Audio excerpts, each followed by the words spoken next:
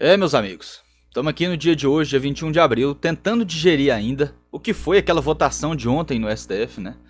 Aquele absurdo jurídico que há muito tempo a gente não via. Aliás, eu acho que eu nunca vi um absurdo jurídico daquele tamanho, principalmente se a gente levar em consideração o contexto atual, né? Onde a gente tem um condenado por corrupção que não provou sua inocência, mas foi solto pelo STF na figura do Lula. E aí ontem a gente teve que ver um deputado que, segundo a Constituição, é inviolável por quaisquer das suas palavras ou votos durante o exercício do mandato. E a gente viu esse cara sendo condenado a 8 anos de prisão. Tem assassino que não é condenado a isso, quase 9 anos de prisão. Tem assassino que não é condenado a isso. E a gente viu esse absurdo, mas principalmente, né, acho que ninguém esperava nada demais daqueles 9 ministros que a gente já sabe. Agora a gente esperava muito do André Mendonça. E esperava mesmo, né? A forma como ele votou, para mim, foi um voto fraco, juridicamente fraco. Foi um voto raso também, nesse quesito jurídico. Foi juridicamente raso. E foi um voto patético. Moralmente foi um voto patético. E ele sabe disso, tá? A gente tem que ter... Então, a gente tem que ter noção aqui o seguinte, meus amigos. De verdade, de verdade. Quem é o responsável por isso?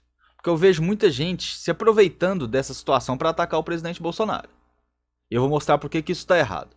E também vou tentar jogar um pouco de luz nesse voto do André Mendonça. Porque ele se manifestou. Foi a primeira vez que eu vi um ministro do STF se manifestar após um voto. E isso mostra que ele sentiu, sabe? Eu não sei por que ele deu aquele voto, mas isso mostra que ele sentiu. Mas eu quero deixar claro aqui o seguinte, viu? Quem está utilizando do voto do André Mendonça contra o Daniel Silveira para culpar o presidente Bolsonaro é um canalha. Essa é a verdade. O presidente Jair Bolsonaro é o último reduto da liberdade do Brasil. Ele é a última barreira entre nós e o que esse sistema preparou pra gente.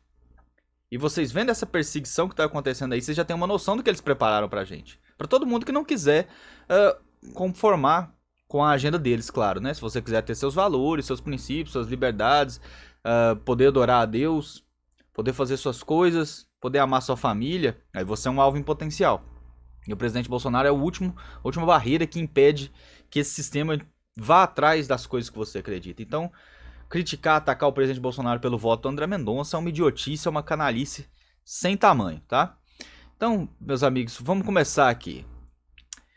Essa aqui foi a manifestação do André Mendonça. Antes de mais nada, queria falar para vocês que, diante de toda essa situação, é importante a gente ter noção do tamanho do perigo que a gente está correndo. E eu sei que muito em breve, pessoas que se posicionam sobre isso serão caladas, serão anuladas do debate político. Então o que a gente precisa fazer é ter o máximo de pessoas possível no Brasil espalhando a verdade, promovendo a verdade.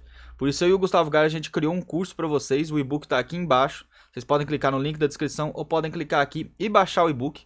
Ele tem um valor bem simbólico e já é um começo onde você vai aprender a espalhar a verdade, ser um propagador da verdade.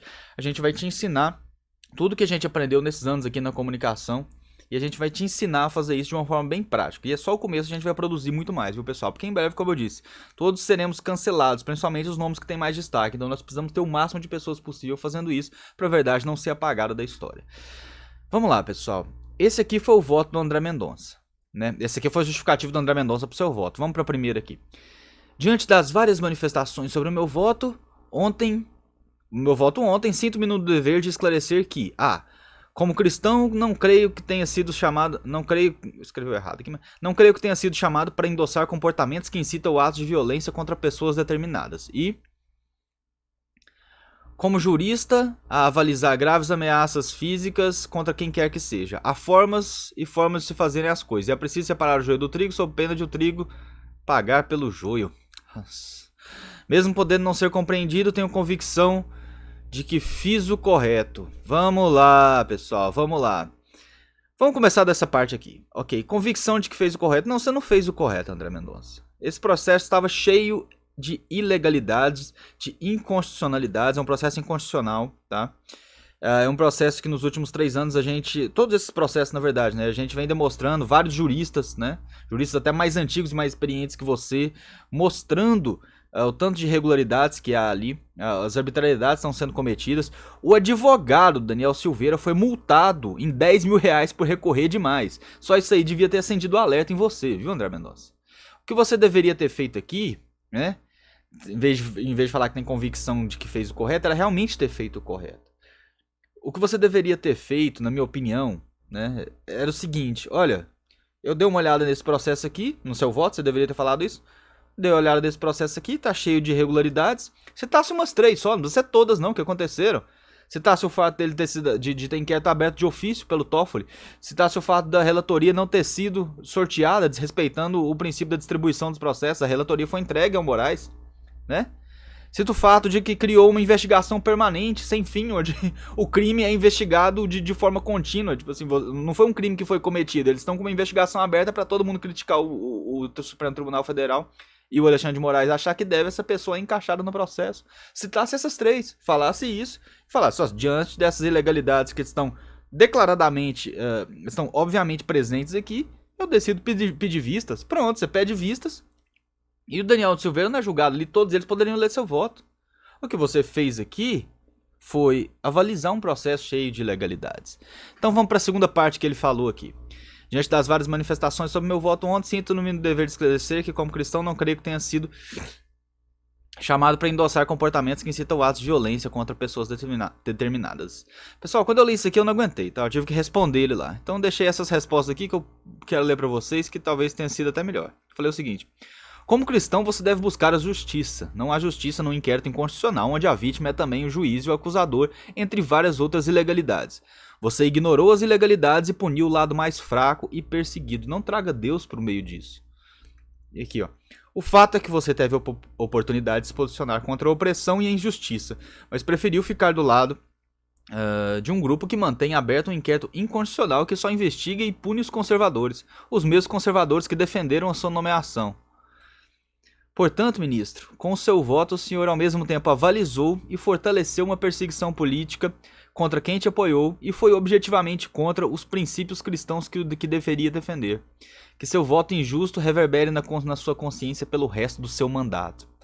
Isso aqui, pessoal, é o que eu acho mesmo do André Mendonça, sabe? Eu acho que o voto dele foi muito fraco, foi decepcionante, foi patético.